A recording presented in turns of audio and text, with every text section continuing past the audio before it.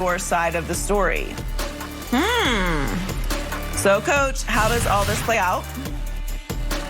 It doesn't play out well. This is just an ongoing collision course, and everything keeps escalating.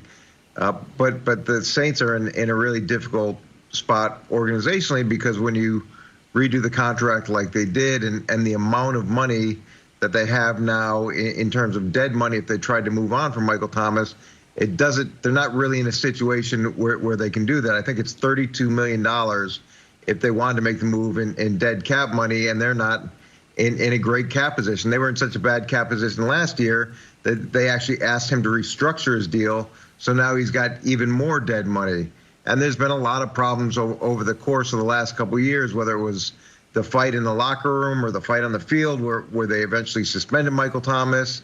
You know, there are questions on when he initially got injured, whether he should have been out there at all, because they were up by, I think it was 2 scores late in the game when he got that injury. And as we all know, you don't want to put a player in a situation where he feels like he got wasted, where he feels like he was injured for no reason. It's a dangerous enough game as it is, but to be in that spot, and nobody wants to deal with that. So it's gotten confrontational. Sean's not afraid of confrontation. You saw it in his press conference where he says he should have gotten the surgery sooner, which he should have. But when you say something like that, you know what's going to happen. You know it's not going to de-escalate the situation. It's going to escalate the situation. So that's a conscious decision to turn this fight from something that's been private to something that's very public. Yeah, I agree with that, Coach. And it's interesting because the first thing I thought of was this doesn't all add up. You're a coach, you would know better than me. I mean, as a high school coach, you can't go disappearing when you have an injury, let alone if you're in college or if you're in the pros. There's no way you can tell me a report says we've been out of contact with him for over 2 months. He's not responsive. There's no way, with the contract situation that he has, the injury situation that he has, that goes unaddressed. The intensity of seeing Sean Payton and his disgust and disappointment, to me, I need that blank filled in for me, Coach. How do you go about how can you have that as a reason, a justified reason to say this is why Michael Thomas is in the situation he's in right now? He got the surgery late because we couldn't get a hold of him. That means that there is other repercussions. There are other conversations other than how does this play out with Michael Thomas now. These are conversations that should have taken place and have been handled way before now, because you don't have the opportunity. At least I don't recall when I had injuries during an offseason, you don't have the freedom to not be around the facility. You're too much of an investment. Am I missing something here, Coach? No, and with off-season injuries, players there's things built into the contract in terms of what you're supposed to do and when you're supposed to have surgery and when you're supposed to rehab it, and there's flexibility built into it. But at some point, this could become a conduct detrimental to the team type situation where it's you go to the collective bargaining agreement and you say that he's violated his contract. But again, that just keeps escalating all of the issues that they have right now. If anything, you want to de-escalate it as much as you possibly can, because you can't move on from him due to salary cap reasons. And he's a really good player that can help you win. But instead it's gone to more anger and frustration, and now it's public. And as we all know, when it becomes public, it just gets that much worse. Yeah, I agree with you, Coach, that you'd want to de-escalate this thing, but they may be past that point. You know, it seems like that just may not be possible. And I'm with you, LeVar. Like, I just don't see how a player cannot be responsive at all to the team that's paying him, in this case, $96 million. All right, maybe, Coach, is there language in the contract? Do they try to go that route and get some, get some legal action against him, in this context, because he violated the terms of the contract. If indeed he did, I don't know what's in his contract. But even the Packers were able to get in touch with Aaron Rodgers this previous offseason, as upset as he was. So that tells you how angry Michael Thomas is, having the surgery late.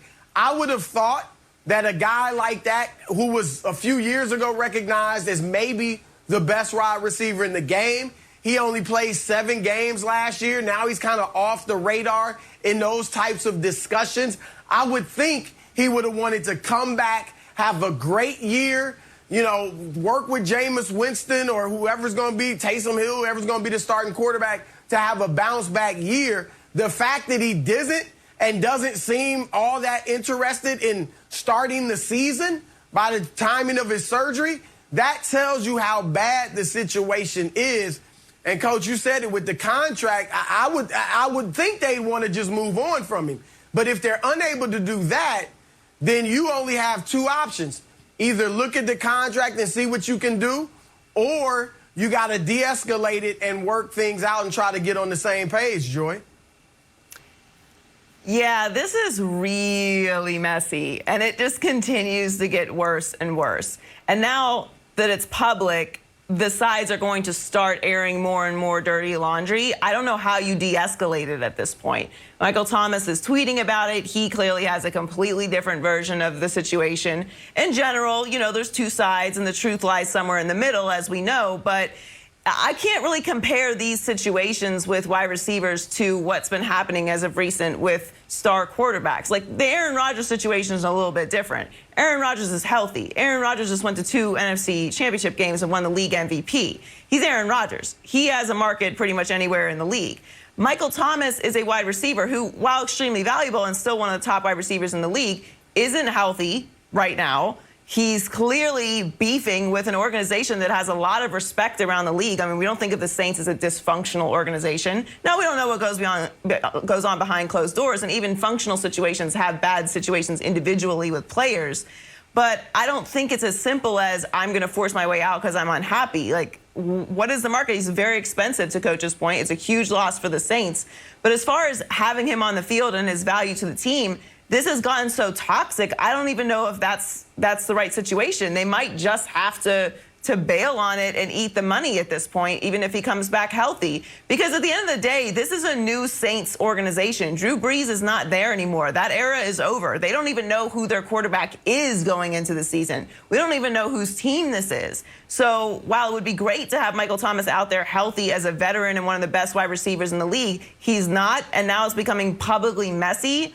The Saints have a lot of moving parts this season, and this is just a huge dark cloud hanging over the beginning of the season that I don't know how they're going to sort out. Once things start to get public and get out into the media, then you start having fans put in their weight and opinion on it, what they want the team to do, which matters in a city like New Orleans. The Saints fans are very influential and very important to that organization. So not that they're going to make moves for the fans, but they've got a lot of things going on this season, and this is going to be something that's discussed a lot. And now that Sean Payton made that statement in that press conference, clearly unhappy with how things were handled with the surgery, it's just going to continue to get messier. And especially in an environment like today where everyone has a real opinion about what they're doing with their bodies and being told what to do. And, there's a lot of different cards that could be played here that could make this even messier than it already is. I'm going to still stay with the 2 months time of no contact, Joy and Coach and Brew. I sit here and I think to myself, maybe we're not seeing this from the proper perspective. And again, I'll always defer to you because you've probably gone through these situations as a coach. But maybe Sean Payton's frustration isn't being really, really lobbed at Michael Thomas in this situation. It could be the medical staff.